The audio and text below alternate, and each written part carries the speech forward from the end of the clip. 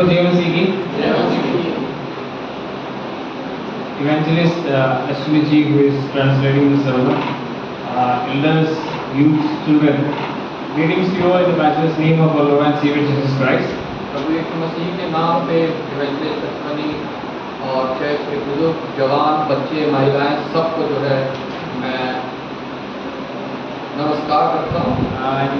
I give thanks to our Lord and Savior Jesus Christ for giving me this opportunity to stand again behind this pulpit and share the word of God.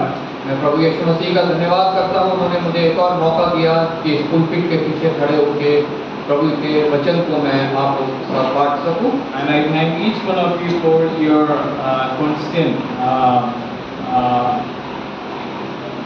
constant desire, deep desire that you have to hear the word of God. आप सबका भी मैं धन्यवाद करता हूँ कि आप में लगातार यह अभिलाषा बनी रहती है कि आप प्रभु का वचन को सुने। And today I would like to share a little bit about the family. आज मैं कुछ परिवार के विषय में आप लोगों से बातचीत करना चाहता हूँ। And I would like to discuss this from the book of Luke, chapter 1, verse 66 to 70. मैं इसको रूत की पुस्तक उसका पहला अध्याय उसकी 6 से 17 आयत तक के बीच में से मैं आपको बताऊंगा। And I request someone to read, can you read Luke chapter 1, verse 6 to 17. कोई जन जिसे मिल जाए वो रूत की पुस्तक। तब मैं मोआब के देश में यह सुनकर कि यहोवा ने अपने प्रजा के लोगों की सुधि देख के उन्हें भोजन वस्तु दी है, उस देश से अपनी दोनों बहुओं समेत लौट जाने को चली। अतः वह अपनी दोनों बहुओं समेत उस स्थान से जहाँ रहती थी निकली और उन्होंने यहूदा देश को लौट जाने का मार्ग लिया। तब नाओमी ने अपनी दोनों बहुओं से कहा, तुम अपने अपने भाई के लौट जाओ और जैसे तुमने उनसे जो मर गए हैं और मुझसे भी प्रीति की है वैसे ही यहोवा तुम्हारे ऊपर कृपा करे। यहोवा ऐसा करे कि तुम फिर अपने अपने पति के घर में विश्राम पाओ। तब उसने उनको छूआ और वे चिल्लाकर रोने लगी और उससे कहा, इससे हम तेरे संग तेरे लोगों के पास चलेंगी। नाओमी ने कहा, हे मेरी बेटियों, लौट जाओ, तुम क्यों मेरे संग चलोगी? क्या मेरी कोख में और पुत्र है जो तुम्हारे पति हो? हे मेरी बेटियों, लौटकर चली जाओ, क्योंकि मैं पति करने को पूरी हूँ और चाहे मैं कहती भी कि मुझे आशा है और आज की रात मेरे पति होता भी और मेरे पुत्र भी होते, तो भी क्या तुम अपने उनके सियाने होने तक आशा लगाए ठहरी रहती और उनके निमित्त पति करने से रुकी रहती? हे मेरी बेटियों, ऐसा ना हो, क्योंकि मेरा दुख तुम्हारे दुख से बहुत बढ़कर है। देखो, यहोवा का हाथ मेरे विरुद्ध उठा है। तब वे फिर से उठी और औरता ने तो अपनी सास को चूमा, परंतु रूत उससे अलग न हुई। तब उसने कहा, देख, तेरी जेठानी तो अपने लोगों और अपने देवता के पास लौट गई है, इसलिए तू अपनी जेठानी के पीछे लौट जा। रूत बोली, तू मुझसे यह विनती न कर कि मुझे त्याग या छोड़कर लौट जा, क्योंकि जिधर तू जाए उधर मैं भी जाऊंगी, जहाँ तू टिके वहाँ मैं भी टिकूंगी। तेरे लोग मेरे लोग होंगे और तेरा परमेश्वर मेरा परमेश्वर होगा। Thank you. So here we can see a family. यहाँ पे हम एक परिवार को देखते हैं And we can see the family of Elimelech. Elimelech का परिवार। And I would like to share a little bit about the context of this verse, that is 6 to 17. मैं ये रूत की पुस्तक का पहला अध्याय 6 से 17 के पीछे की बात मैं आपसे कुछ शेयर करना चाहता हूँ। We can see that in Judah, in Bethlehem, in Israel, we can see that it was famine. हम देखते हैं यहूदा में जो है अकाल था। And this Elimelech's family is leaving, departing from Bethlehem to Moab. Abimelech का परिवार जो है वहाँ से मोआब की ओर जो है वो चला। And in Elimelech's family, we can see his wife Naomi and their two children, Machlon and Chilion. अमेलेक की परिवार में हम उसकी पत्नी और उसके दो बच्चों को देखते हैं, दो लड़कों को देखते हैं। And they are living Judah, Bethlehem, their own homeland, to a foreign land because of famine. वो यहूदा में बैतलहम में रहते थे और उन्हें अकाल के कारण अपना स्थान को छोड़ना पड़ा। And when this family reached Moab, this family went through lot of struggles in their life. जब ये मोआब में पहुंचे तो वहाँ पे इस परिवार को बहुत कठिनाइयों से गुजरना पड़ा। It was not something that is pleasant that was waiting for them. वहाँ पे उनके लिए कुछ आनंददायक जो है इंतजार नहीं कर रहा था। And first they lost the head of the family, that is Elimelech. पहले उन्होंने अपने परिवार के मुखिया, अपने पिता को जो अमीलेक था उसको खोया। And after that, these children, Machlon and Chilion, they got married from Moab, women from Moab. उसके बाद उनके बेटों के विवाह जो है वो मोआबी स्त्रियों से हुआ। And later these two children, Machlon and Chilion, they also died in Moab. वो दोनों उनके बेटे भी मोआब में वहीं पर ही मर गए। We don't know what has happened to the family, but according to Israel belief, they are not supposed to marry someone from outside Israel. हम नहीं जानते उस परिवार के साथ क्या हुआ, लेकिन जैसा कि वहाँ पे उस समय कहा जाता था कि अपने धर्म से बाहर दूसरे से विवाह नहीं करना है। And Moabites, that community was something who always fought with Israeli people. They were enemy with Israel. और जब हम देखते हैं जो मोआबी लोग थे वो हमेशा इजरायली लोगों से लड़ते रहते थे। And they got married someone from this land, Moab. और उन्होंने इस मोआब की स्त्रियों के साथ जो है विवाह कर लिया। And that could be one of the reasons that this tragedy happened to this family.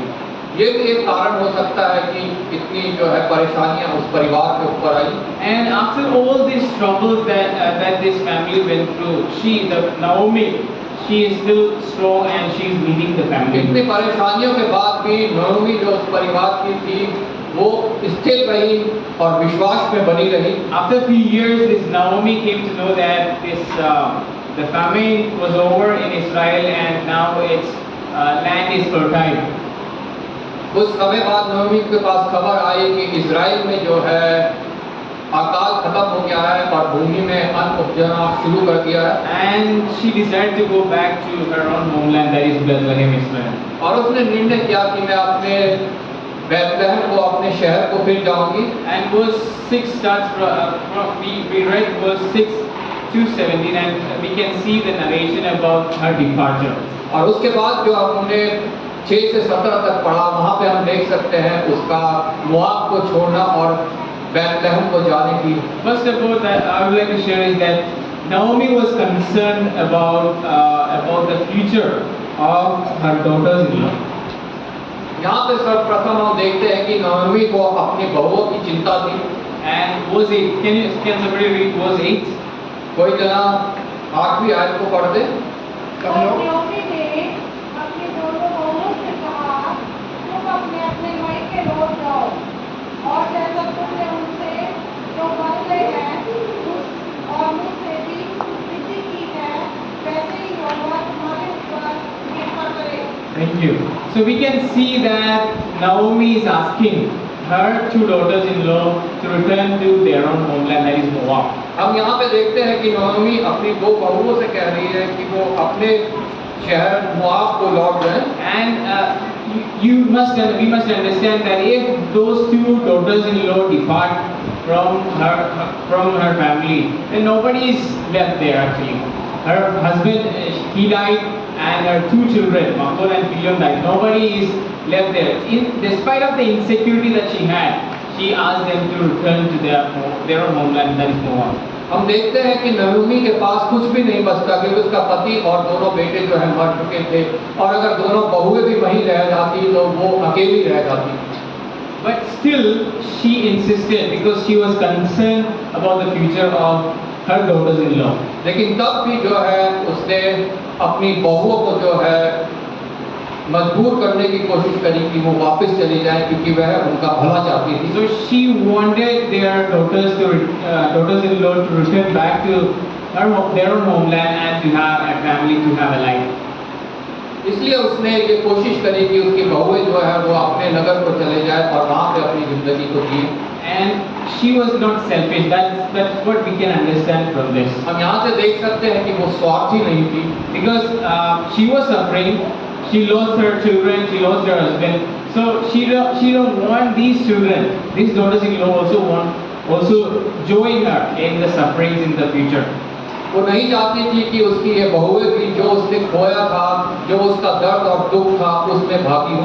She was not someone like having an attitude, I am suffering, so everybody must suffer with me. उसमें ऐसा स्वभाव नहीं था कि मैं अगर दुख उठाती हूँ तो सब उस तरह का दुख उठाएं, But she wished their success in their life. पर वो चाहती थी कि उसके बहुएं अपनी जिंदगी में सफल हो। She was all alone, but still she insisted her daughters-in-law to depart and to have a family. वो बिल्कुल अकेली थी, लेकिन तब भी वो चाहती थी कि उसकी बहुएं अपने घर पर चले जाएं और वहाँ पे अपना जिंदगी बिताएं। And this Naomi's attitude we should have in our own family. ये नवमी जो है हमारे परिवार में भी होनी चाहिए। And it's, if I am suffering, everybody should suffer. If I have some problem in my working place, in my office, then the rest of the family also should suffer with me. That should not be the attitude that we have. अगर मेरे को कोई तकलीफ है तो सबको ये तकलीफ हो। अगर मेरे को अपने कार्यस्थल पे कोई तकलीफ है तो मैं घर में भी सबको वो तकलीफ हो।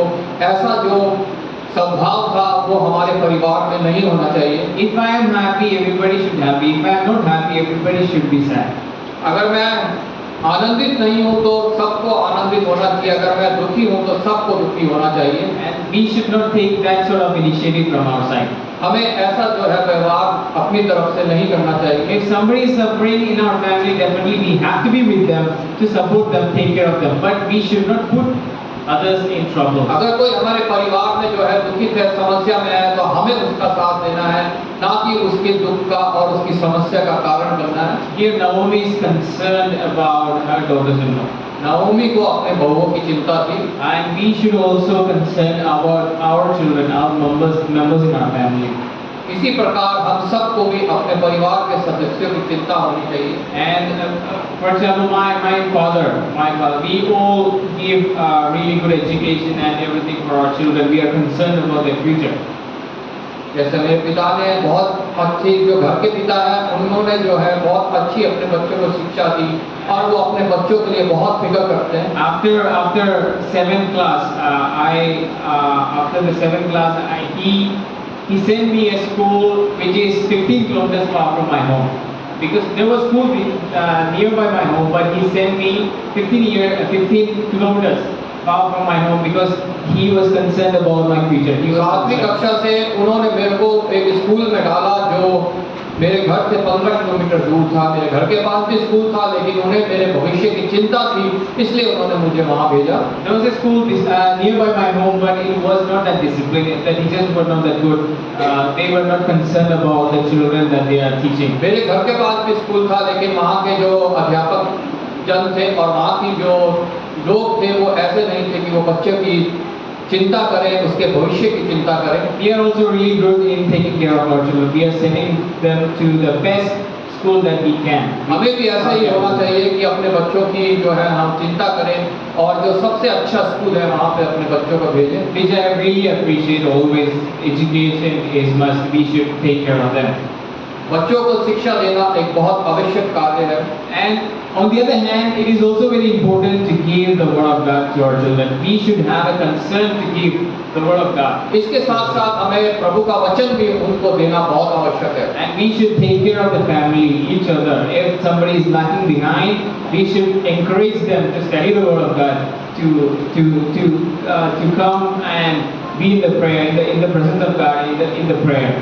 अगर कोई परिवार में प्रभु के वचन से दूर हो रहा है तो हमें उसको प्रोत्साहित करना है कि वो आए, प्रभु के चरणों में आए, प्रभु का वचन पढ़े, प्रार्थना में जो है वो सहभागी हो। And in this verse 8, we can see that Naomi is concerned about the future of this daughters-in-law. यहाँ पे हम देखते हैं कि नओमी को अपने बहुओं के भविष्य की चिंता थी। And here, another thing that we can understand, we can observe from this verse 8 is that irrespective of the situation of the house, family should stick together. यहाँ पे हम एक और बात देखते हैं कि घर की परिस्थिति कैसी भी हो, परिवार को एक साथ रहना है। It is written, verse 8, second part, it is written, the Lord deal kindly with you as you have dealt with the dead and with me. 8वीं आयत के दूसरे भाग में लिखा है कि और जैसे तुमने उनसे जो मर गए हैं और मुझसे भी प्रीति की है, वैसे ही यहोवा तुम्हारे ऊपर कृपा करे। And here we can see that these girls, these women who are below, they are not blaming their family. This family is a cursed family.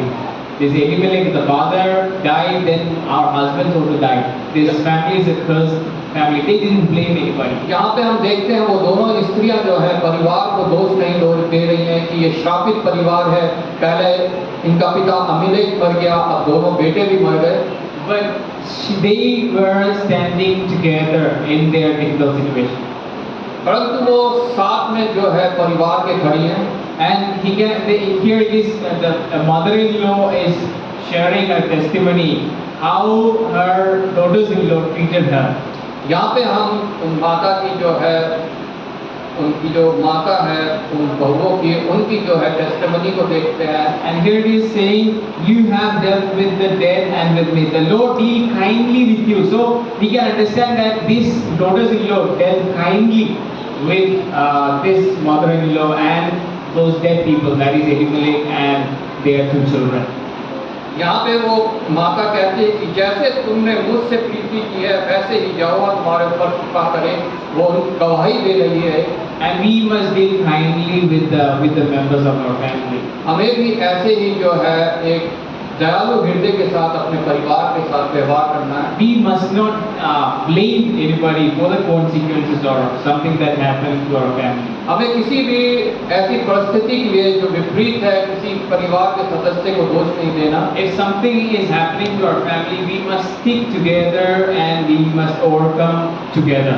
अगर हमारे परिवार में ऐसा कुछ हो रहा है तो हमें एक साथ जो है मिलकर उसका सामना करना है। And see, it is very difficult to see in Kerala. I don't know about here in Delhi. To see somebody, we can see actually, I'm a little bit exaggerating, but to see some mother-in-law appreciating her daughters-in-law, it is not an easy thing to see. Here, मैं केरला में देखता हूँ कि कोई भी जो है सास अपनी बहू की तारीफ नहीं करती है।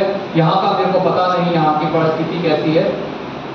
in Kerala, they gather, especially in cities. I don't see much because they are busy with their works. But in villages, they can gather together. They don't have much things to do, so they will gather together and they'll share about their family, about their daughters-in-law. मैं देखता हूँ कि शहरों में तो नहीं, लेकिन गांव में जो है स्त्रियां इकट्ठी हो जाती हैं और अपने बहुओं की बुराइयां करने लगती हैं। They will come together and they will share, she did this to me, she said this to me. So all this kind of discussion will happen there. वो इकट्ठी हो जाती हैं और उनके बीच में जो है यही वार्तालाप चलता है कि उसने मेरे साथ ऐसा किया, उसने मेरे साथ ऐसा किया, और वो सब आपस में एक दूसरे से जो है बातें करती हैं। Most of the times, unfortunately, it will be complaints. भाग्य की बात है कि उनमें से ज्यादातर जो है वो शिकायतें ही होती हैं। But here we can see a mother-in-law who is appreciating her daughters-in-law. और यहाँ पे हम देखते हैं उस सास को जो अपने बहुओं की तारीफ कर रही है, उनको अप्रिशिएट कर रही है। She is saying that may the Lord deal with you kindly as you have done with me and the dead. तो यहाँ पे कह रही है कि परमेश्वर तुम्हारे साथ रहे, जैसे तुमने मुझसे प्रीति करी वैसे परमेश्वर तुमसे प्रीति करे। And here we can see it is a blessing. Here this mother-in-law now is blessing her daughters-in-law. यहाँ पे हम एक और बात देखते हैं कि जो नयोमी सास है वो अपने बहुओं को एक आशीष दे रही है। So verse 8b part and 9, please read verse 8b part and 9a part. 8वें अध्याय का बी पार्ट और 9वें अध्याय का ए पार्ट जो है हम लोग पढ़ेंगे। और जैसे तुमने उनसे जो मर गए हैं और मुझसे प्रीति की है, वैसे ही यहोवा तुम्हें तुम्हारे ऊपर कृपा करे।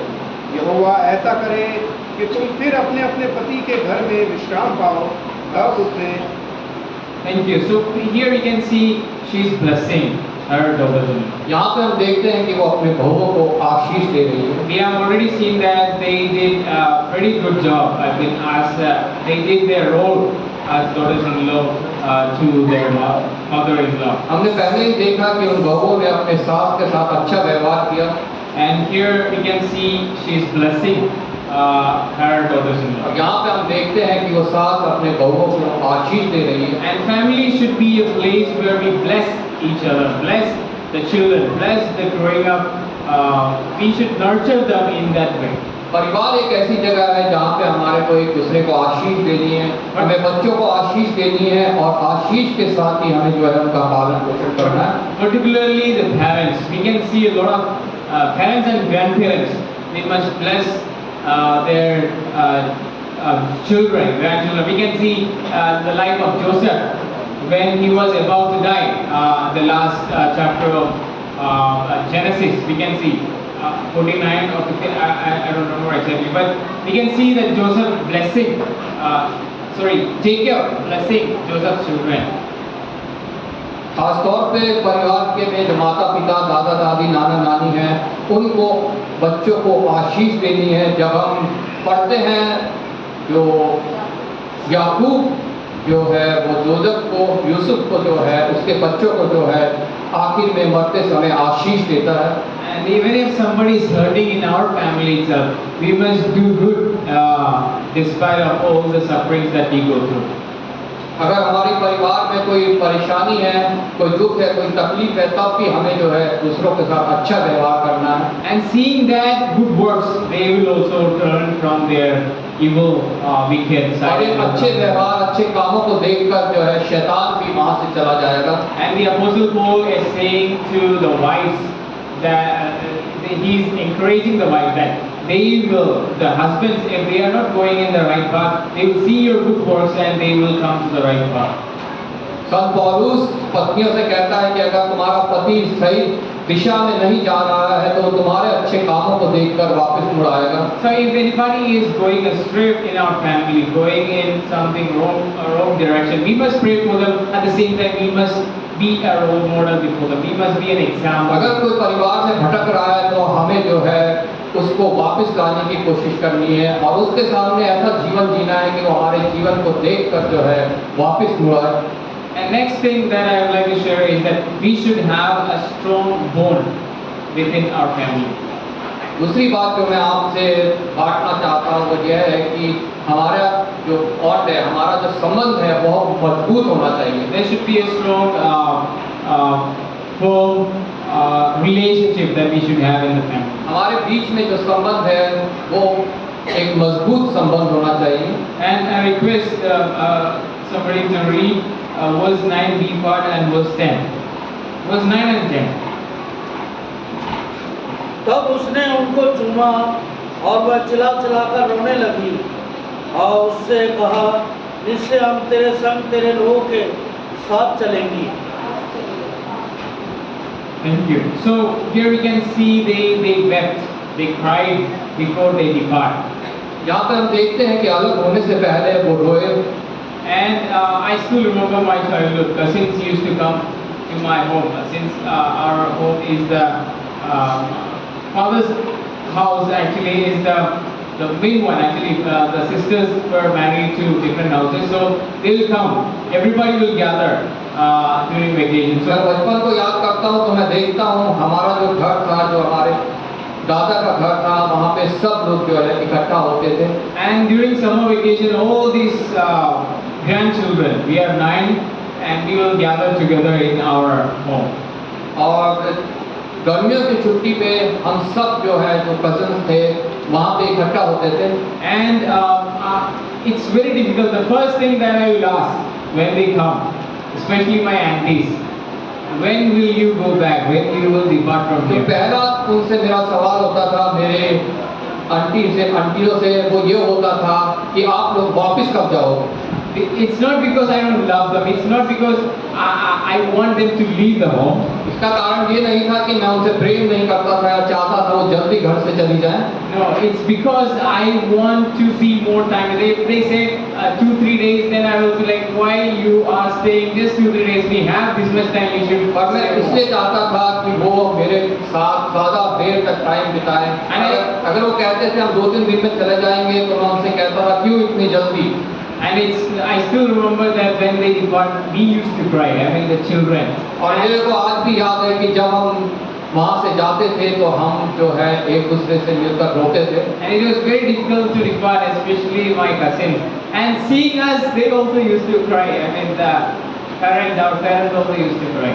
बहुत मुश्किल होता था कि मैं अपने कज़न से दूर हूँ और हमें रोता देखकर हमारे पेरेंट्स भी जो हैं और बच्चों के भी पेरेंट्स जो है वो भी रोने लगते थे। That is the bond that we have.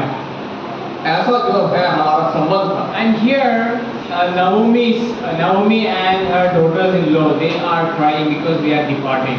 यहाँ पे नहोमी और उसकी बहुएं जो है रो रही हैं क्योंकि वो अलग हो रहे हैं। In Kerala, some mothers will wait for the vacation to come. Kerala में कुछ माएँ जो है इंतजार करती हैं कि छुट्टियाँ कब शुरू हो। I don't know about here, that's why I am always taking Kerala. मुझे यहाँ का पता नहीं है, इसलिए मैं बार-बार केरला का उदाहरण देता हूँ। So once the vacation is here, that day they will depart and they will go home, their own home. जैसे ही जो है छुट्टियाँ शुरू होती है, वो खुश हो जाती हैं क्योंकि अब वो अपने घर जाएंगी। And the way they are going and the way they are coming is entirely different. उनका अपने ससुराल से मायके जाना और मायके से ससुराल आने में जो उनका फेस होता है, जो उनके इम्प्रेशंस होते हैं, जो उनका हृदय में सोच होती है, वो बिल्कुल ही अलग होती है। They are so happy to depart, but when they come back, it's not that happy. जब वो अपने ससुराल से मायके जाती है तो वो बहुत खुश होती है, लेकिन जब मायके से ससुराल आती है तो वो इतनी खुश नहीं होती। Here, even though all these women, these 3 women went through a lot of suffering, still they are crying at the time when they are about to depart. यहाँ पे हम देखते हैं उन तीनों स्त्रियों को जिन्होंने बहुत कुछ सहा है, तब भी जब वो अलग हो रही हैं तो वो आपस में रोती हैं। They don't want to leave.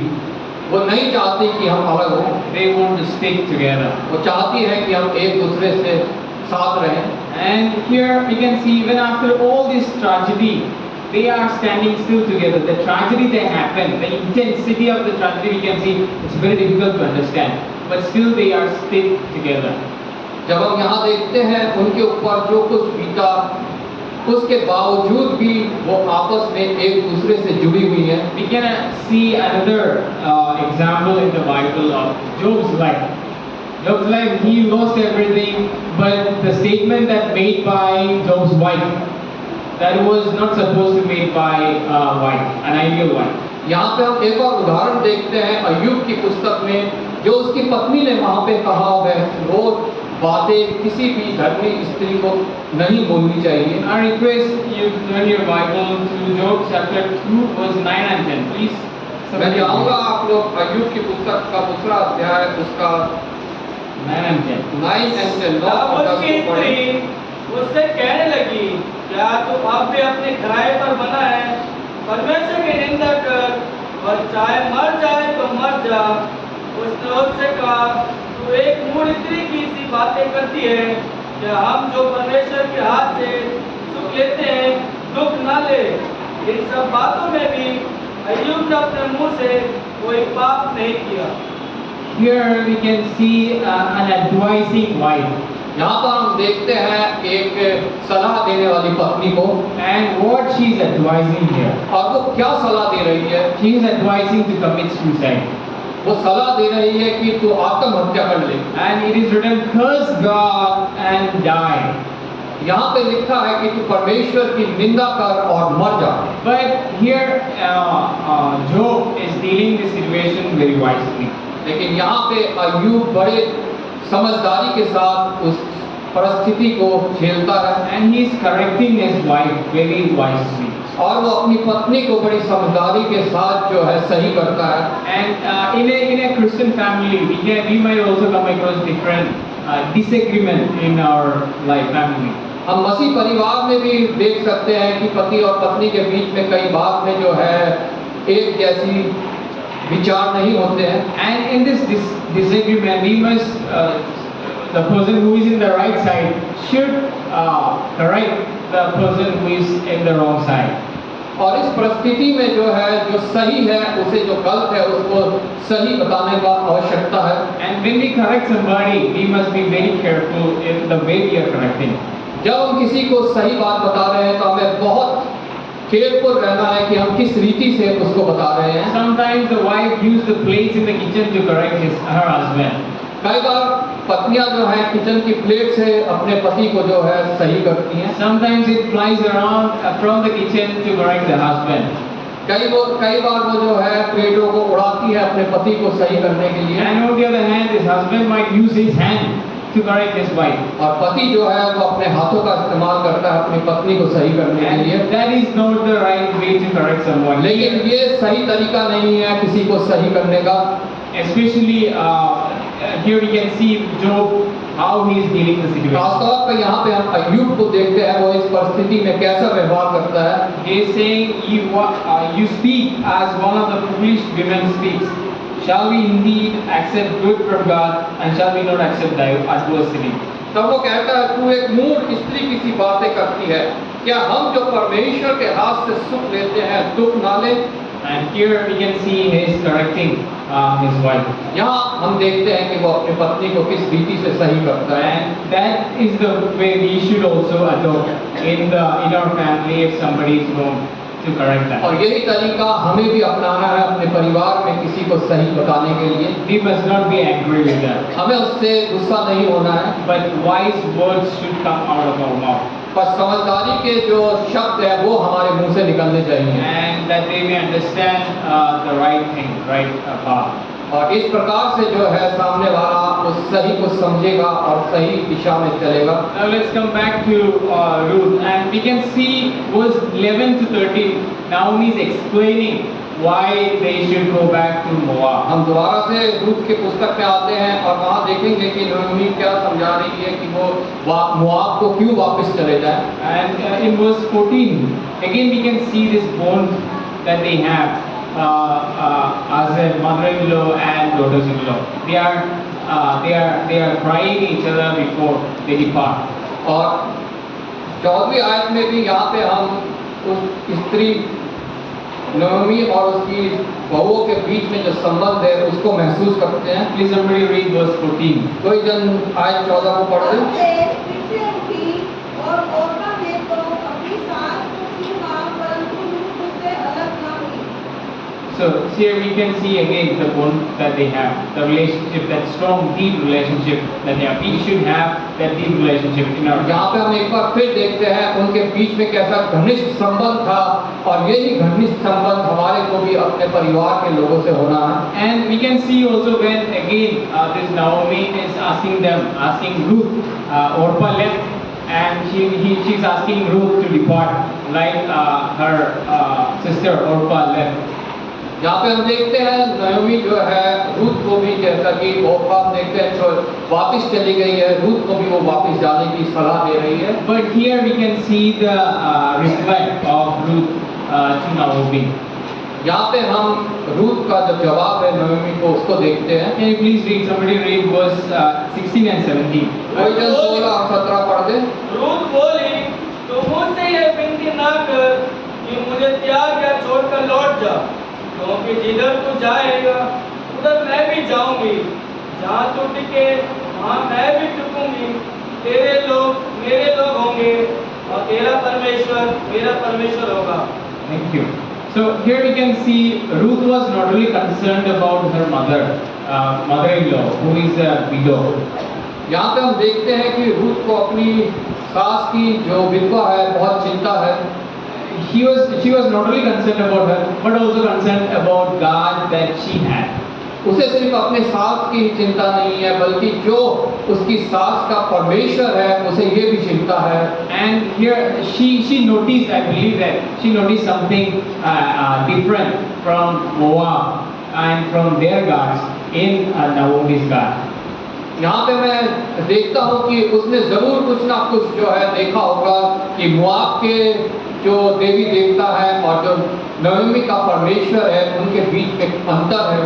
And here we can see your God is my God. She's saying your God is my और God. वो यहाँ पे कहते हैं कि जो तुम्हारा परमेश्वर है वो मेरा परमेश्वर होगा। And if I have to say my father's God is my God, my father must be a person who is walking in the right path, being an example person before everyone.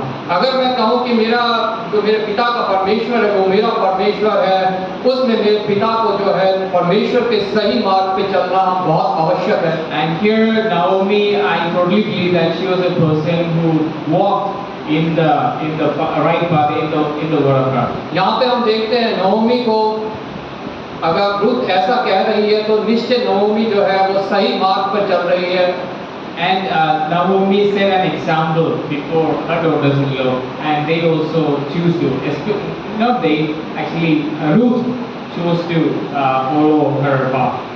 यहाँ पे हम देखते हैं नवमी ने जो है परमेश्वर को वचन को माना और उस पे चलते हुए रूत के लिए एक उदाहरण जो है वो दिया है। And I believe that she saw Naomi's God through the life of Naomi. मैं ये जान सकता हूँ कि रूत ने जो परमेश्वर के खुदा को देखा वो नवमी के थ्रू ही जो है उसने देखा। And in our family, through our life, our people, our family members should see God. If somebody is going astray, as I said before, they should come back watching us, our life, our way of behavior in the family and outside the family. हमारे परिवार में जो है अगर हम सही मार्ग पे चल रहे हैं, प्रभु का वचन को मानते हुए उसको फॉलो कर रहे हैं, उसके पीछे चल रहे हैं, तो जो परिवार में परमेश्वर से भटक रहा है वो हमारे जीवन को देख के जो है वो परमेश्वर के पास आ सकता है। I would like to conclude my words here. मैं यहाँ पे समाप्त करना चाहूँगा।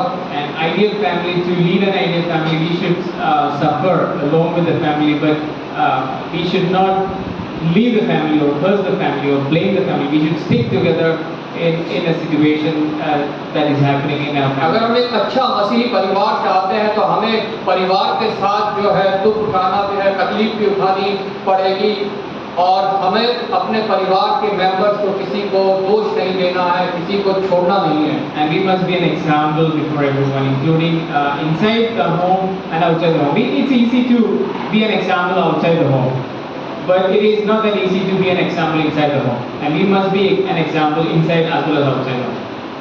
हमें अपने परिवार में जो है परिवार के लोगों के बीच में जो है एक मसीही जीवन का उदाहरण रखना है।